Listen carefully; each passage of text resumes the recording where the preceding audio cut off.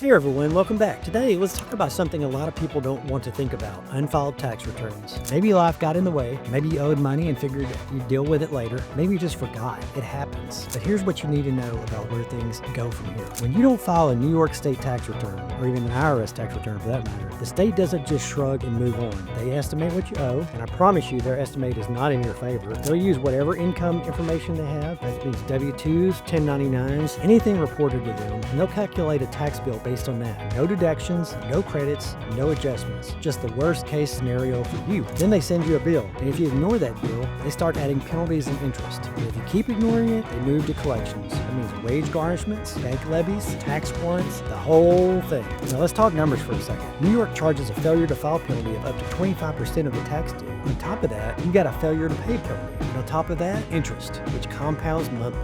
So that tax bill you were avoiding, it's growing every single month. And here's the good news. You can fix this. Filing your back returns, even late, stops the bleeding. Once you file, the state recalculates based on your actual numbers, which usually means a lower balance than what they estimate.